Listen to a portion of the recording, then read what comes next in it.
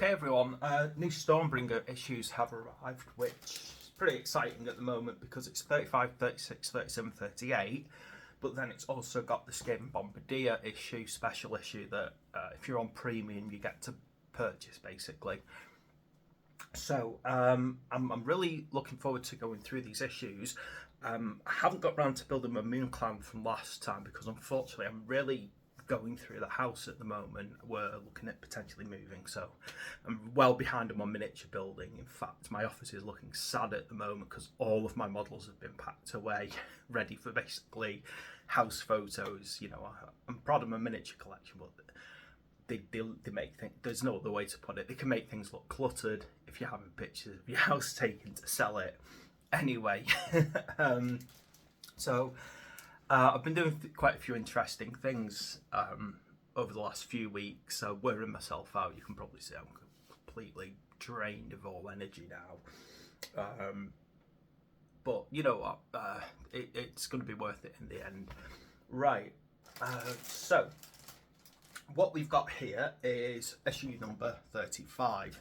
So I'm excited because this is the Arch Reverend. So we're moving outside the Stormcasts on order, so I'm pleased that we're finally getting some alternative minis.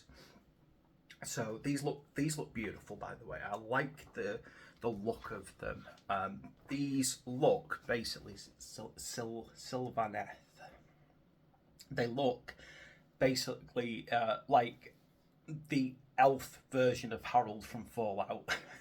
If you play it, you should. If you don't play Fallout, why not? Yeah.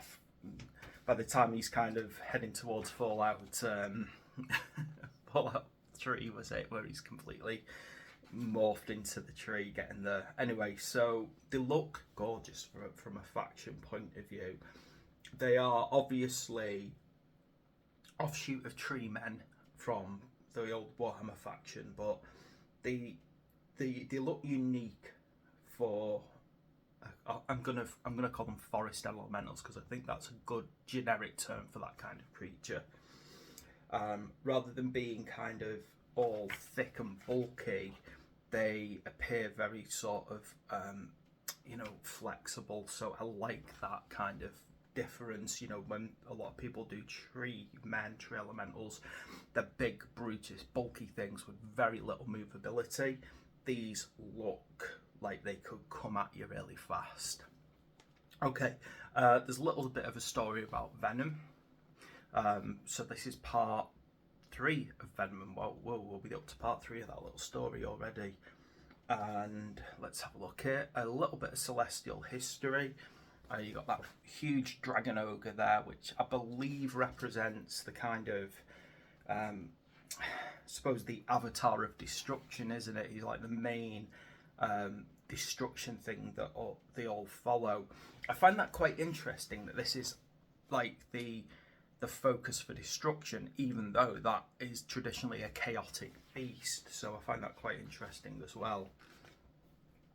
Hey, a little bit about a few wars that have gone on. Well, battles, the Battle of Burning Skies. And then, of course, we're moving on to a description of an Arch Reverend, which is nice. You know, it's important to learn the lore about these things and get a feel for them.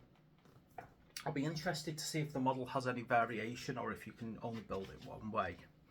Now, how to build it is a glue required miniature.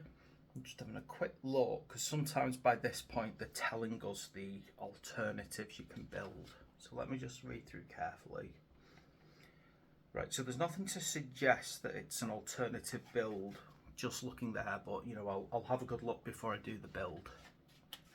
Okay, how to paint, as always. You know, we've got quite a few paints now. Interestingly, I've noticed that this set doesn't have any paints, it's all miniatures, so it's only when we get to kind of issues the 39 that we get paints again, which again I find quite interesting. So more rules about fighting. There's a bit of a pitched battle where the Arch Reverend is going to get used. You know, and it's good. I mean, I like what I'm seeing with these. I find anything, you know, magical in feel you've got to kind of love it. Now, let's have a look at this miniature. So, here's the sprue for us all again. I know it's not much information when I hold it up like that, but it does appear to be a single pose miniature with like one head and everything, you know, so there's not a lot of variation by the look of it. Now, trying to have a look at this, it appears to be, I mean, I'm going to say it appears to be female, but then again, when you look at it from a different angle, you're like, actually, is it androgynous?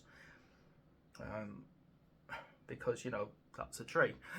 You know, lots of, I don't think many trees aren't. You know, a lot of trees have different genders within them. So there we go. It's a very lovely model. I'm a bit disappointed that it doesn't look like you've got any alternative options to it, but I think as a miniature, it looks beautiful, and I'm really looking forward to painting this. Now, I said I can't get around to any painting at the moment, but I'm really tempted. I saw a good few years back, someone did like this force using all contrasts. Now, that's an interesting approach to me, and I'm kind of wondering how well it would work to do it all in contrast. So I'm going to see that approach as we go through. Anyway, so that's our issue 35. I think it's a really lovely issue with a beautiful miniature. I'm really excited to start moving through these because we've got a shaman coming up, and as you probably know by now, I love Auric magic users. So thanks for watching. Please like and subscribe, and I'll see you in the next video.